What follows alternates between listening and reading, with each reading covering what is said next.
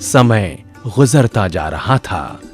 वर्ष 1984 का चातुर्मास चांदनी चौक दिल्ली में घोषित हुआ। इसी बीच उपाध्याय श्री पुष्कर मुनि जी महाराज को भारत के तत्कालीन राष्ट्रपति ज्ञानी जैल सिंह ने विश्व संत का सम्मान देकर आदर की चादर समर्पित की। वर्ष 1986 में आचार्य सम्राट श्री आनंद ऋषि जी महाराज ने अपनी वृद्ध अवस्था तथा शरीर की स्थिति देखकर श्रमण संघ के सुचारू संचालन हेतु संत सम्मेलन की घोषणा कर दी।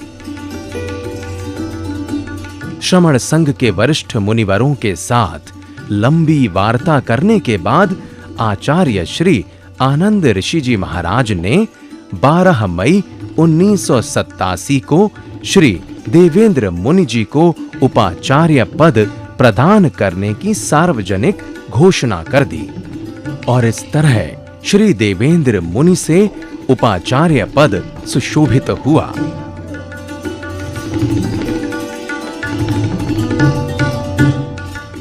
वर्ष 1991 में उपाचार्य श्री देवेंद्र मुनि जी महाराज जयतारण का चातुर्मास संपन्न कर जोधपुर पधारे। तभी अचानक एक दुखद समाचार आया। अहमदनगर में 28 मार्च को आचार्य सम्राट पूज्य आनंद ऋषि जी महाराज का देवलोक गमन हो गया। आचार्य पद की इस रिक्ति को पूरा करने के लिए उपाचार्य श्री देवेंद्र मुनि जी का नाम घोषित किया गया तथा चादर समारोह के लिए चुना गया उदयपुर को, और इस प्रकार 28 मार्च 1993 का दिन चादर महोत्सव के रूप में इतिहास के पन्नों में सदा के लिए दर्ज हो गया।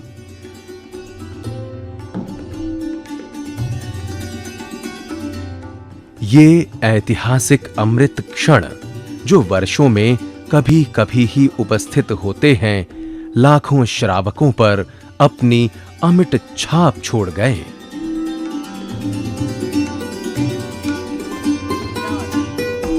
इस अवसर पर आचार्य श्री देवेंद्र मुनि जी महाराज के सद्गुरु उपाध्याय श्री पुष्कर मुनि जी महाराज अस्वस्थता के चलते उपस्थित न हो सके। अपने शिष्य को अपना आशीर्वाद इस संदेश के रूप में भेजा। मेरा यही हार्दिक आशीर्वाद है कि आचार्य श्री देवेंद्र मुनि जी के नेतृत्व में श्रमण संघ ज्ञान, दर्शन, चारित्र में निरंतर आगे बढ़ता रहे। इनमें जो विनय, विवेक, गुरुजनों के प्रति समर्पण और छोटों के प्रति स्नेह भाव है, इन विशेषताओं के बल पर श्रमण संघ अपनी एकता को कायम रखते हुए आध्यात्मिक और सामाजिक उत्कर्ष की ओर निरंतर बढ़ता रहे। यही कामना है, यही मेरा हार्दिक आशीर्वाद है।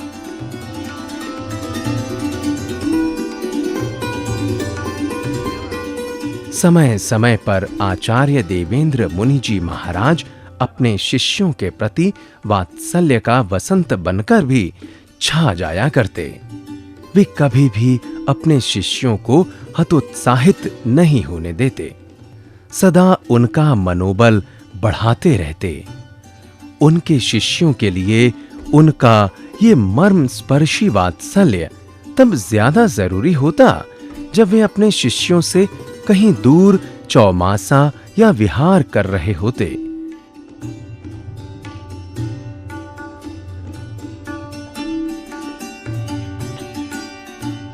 सरस्वती पुत्र आचार्य श्री देवेंद्र मुनि जी महाराज वर्तमान शताब्दी के एक जीवंत जैन मनीषी साहित्य सृष्टा थे। उन्होंने विपुल साहित्य लिखा है। जैन धर्म, दर्शन, इतिहास से संबंधित ज्ञान की विभिन्न शाखाओं पर आचार्य श्री ने लगभग 40,000 से भी ज्यादा पृष्ठों की सर्जना की है।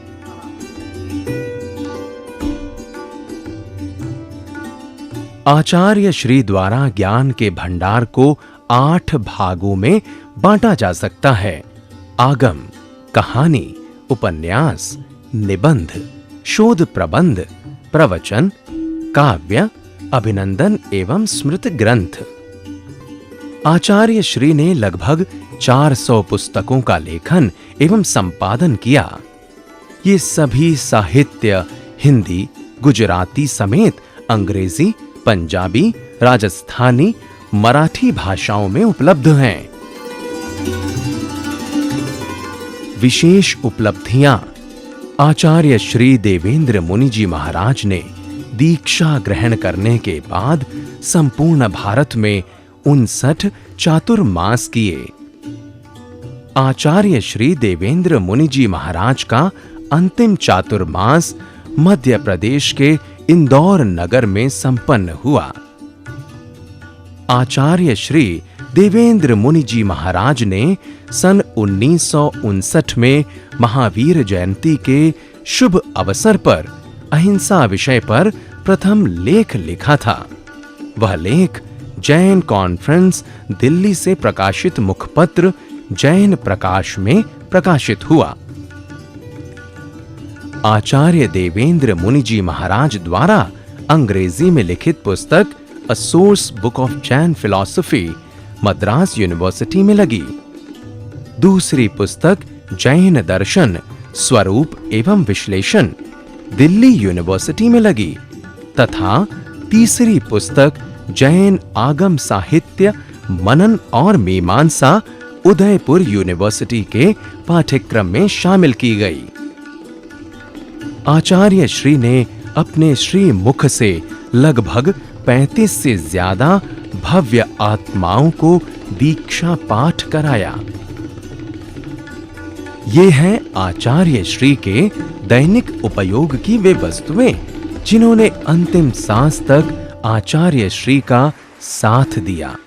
चश्मा, पेन, चौलपट्टा, रजोहरन, पात्रें।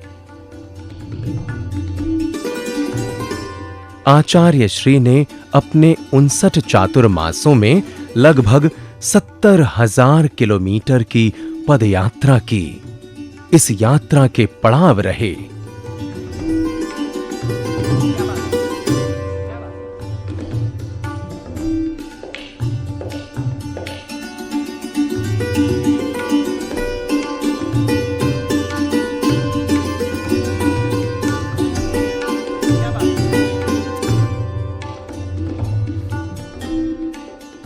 आचार्य पद सुशोभित करने के बाद श्री देवेंद्र मुनि जी महाराज कुल जमा 6 चातुर्मास ही संपन्न कर सके।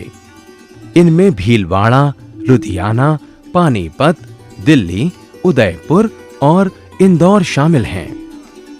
आचार्य श्री देवेंद्र मुनि जी महाराज वर्ष 1999 का अपना अंतिम चातुर्मास महाराष्ट्र के औरंगाबाद को प्रदान कर 24 अप्रैल को घाटकोपर पधार गए।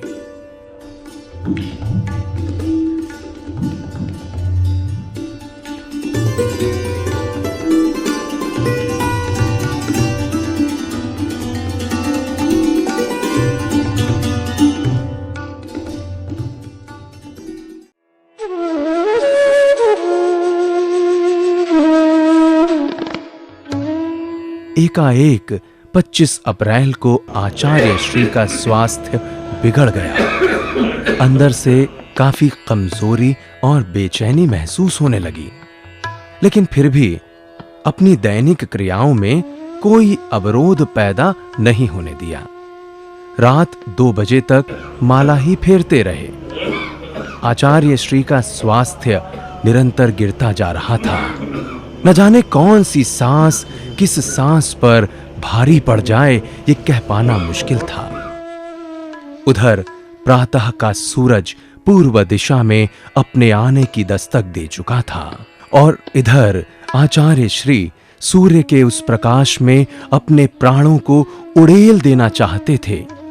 उन्होंने युवा मुनि को पचक्खाड़ कराने के लिए कहा। कई संतों की मौजूदगी में आचार्य श्री को पच्चखाड़ कराया गया और फिर सुबह लगभग 8:30 पर घड़ी की सुइयां ठहर सी गईं। समय रुक गया और आचार्य श्री की सांसें भी एक तेज दूसरे तेज में समा गया। आचार्य श्री तेजोमय हो गए और उस दिन एक और नक्षत्र का उदय हो गया, एक और देव पुरुष देवेंद्र का। आचार्य सम्राट के देहावसान का समाचार बिजली की तरह चारों तरफ फैल गया। लाखों की संख्या में देश विदेश में फैले आचार्य श्री के भक्तों की भावना को देखते हुए आचार्य श्री के पार्थिव शरीर का अंतिम संस्कार 28 अप्रैल 1999 को किया गया। प्रातः 8:45 पर आचार्य सम्राट पूज्य श्री देवेंद्र मुनि जी महाराज का पार्थिव शरीर इस सुसज्जित पालकी में रखा गया। पालकी एक सजाए हुए ट्रक पर रखी गई। इसके चारों तरफ समुद्र की भांति फैला अपार जन समूह भीगी आंखें लिए अपने आराध्य गुरुदेव को अंतिम विदाई दे रहा था। आज आचार्य श्री देवेंद्र मुनि जी महाराज की वो पंक्तियां याद आती हैं जिन्हें उन्होंने महाप्रयाण से पहले ही अंकित कर दिया था। शरीर चाहे मनुष्य का है या पशु का, चाहे तीर्थंकर का है या आचार्य का, शरीर तो शरीर है। शरीर का क्या महत्व है, क्या मोह, क्या इसकी पूजा। इस शरीर में पूजा करने योग्य, आदर करने योग्य जो है वो है निर्मल आत्मा। मलिनता जितनी कम होगी उतनी ही निर्मलता और पवित्रता बढ़ेगी और आत्मा उतनी ही ऊंचाई पर पहुंचेगी। वही उसकी पूज्यता व श्रेष्ठता का माप होगा। शरीर चाहे जाए या रहे, इसकी चिंता मत करो। चिंतन करो इस शरीर के कल्याण का, इस शरीर द्वारा लोक कल्याण का। भले ही आचार्य सम्राट श्री देवेंद्र मुनि जी महाराज आज हमारे बीच शरीर रूप से मौजूद नहीं हैं, लेकिन उनके इस समाधि स्थल में हम उनके होने का एहसास माटी के कण कण में कर सकते हैं। यही आचार्य श्री का वो समाधि स्थल है जहां आज भी उनकी ध्यान साधना ज्ञान गंगा की स्वर लहरियां गूंजती हैं। इस लोक की यात्रा से परलोक की यात्रा पर विहार कर गई उस आत्मा को पुनः एक बार फिर हम सब नमन करते हैं, जिसके शरीर का नाम देवेंद्र मुनि था, जो सारे पदों को, सारी उपलब्धियों को तजकर परम आत्मा में लीन हो गई। ऐसी आत्मा को शत शत वंदन, शत शत नमन।